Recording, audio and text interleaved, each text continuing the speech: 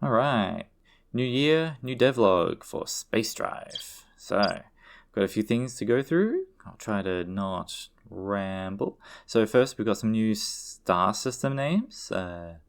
Dabin for the starting star system, Solab for the second star system, and Starcove for this new one down here. I spent a little bit of time trying to make some of the UI connect to the next sort of stage. So Dabin here sort of stays here and then becomes like the title for this area. And the same thing happens for the level select as well. So Blue Sands pops up here and then pops back down there. I don't know, that was fun to do. It's just like a little messing around, sort of integrating UI with the rest of the game. But that part there hasn't changed. This part here that's called The End is because I originally intended for this to be the last level, and I have decided against that. So this, in theory, requires all three characters. It is indeed a harder level, which definitely needs balancing, which is why I haven't actually released this yet. I've given the aliens a name of Greebox, which, same with the star system names, I'm like I need something, but it's kind of hidden behind a variable, so I can just change it pretty much at any time, if and hopefully when I come up with a better name. I'm just going to skip through this. You can kind of see the characters flop around as I've kind of got them moving. So yeah, this level was originally just going to be like mostly focusing on like how it's difficult to hit the other side of the of the black hole, funnily enough. But because you start off with the laser, you're inevitably going to hit the black hole and find out that it reacts to laser fire.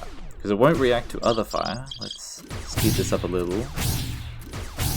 There we go. And that's sort of like the thing that'll help you, is sort of like ideally hitting this here.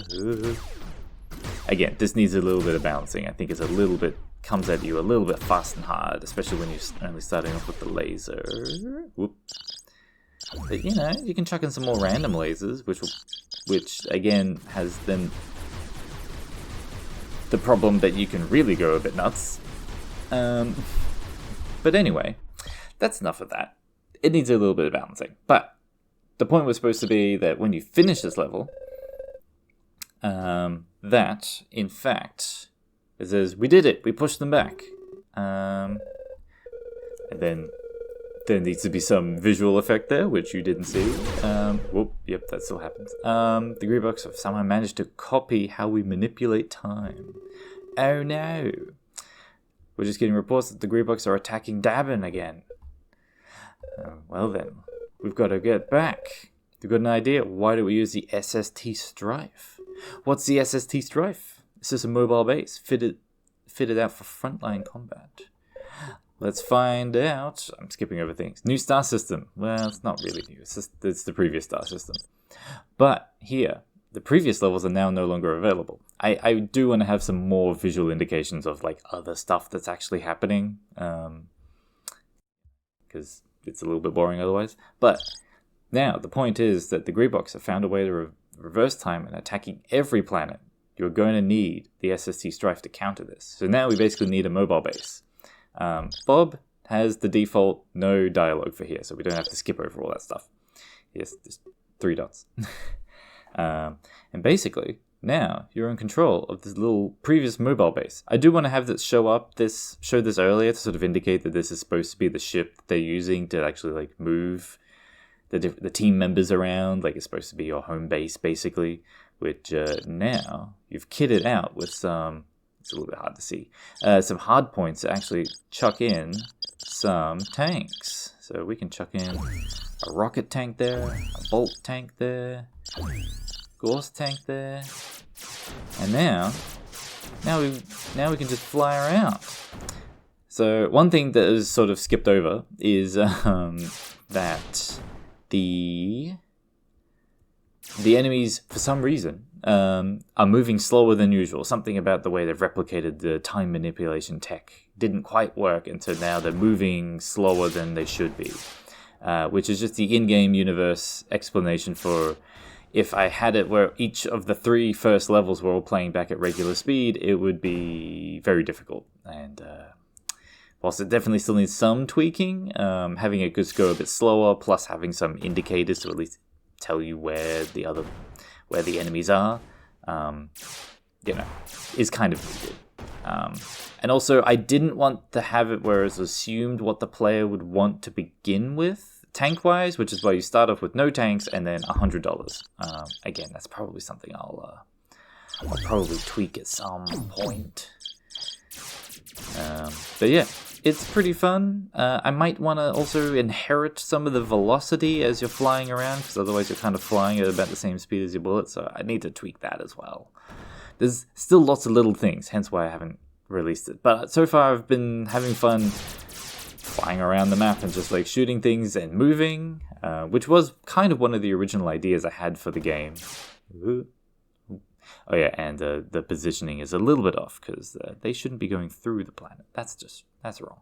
And yeah, you can see the end of the wave indicator is like here. So lots of little things. Ooh, planet health 19. Something's made it all the way to a planet. That's alright. No biggie, because we can pause. So, that's kind of like the main thing. I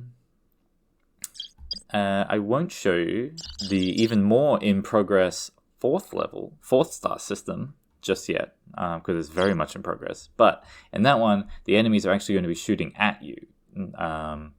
So you're then no longer be defending planets, you're going to be defending yourself. So that's kind of the goal. I want to have it where it sort of progresses from you're stationary, defending a planet, to then you're defending multiple planets and you're not stationary, and then you're defending yourself and you're not stationary. So I kind of wanted to move it.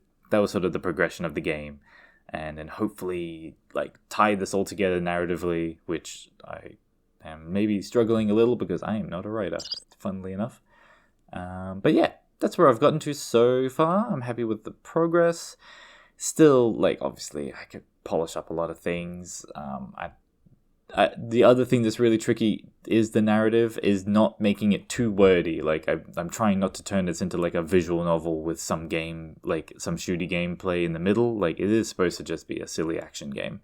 So having pages and pages of dialogue just doesn't make sense, so I'll figure out something. I had a weird idea of just having it where, like, when you start the game, it's like, do you want story light or story full?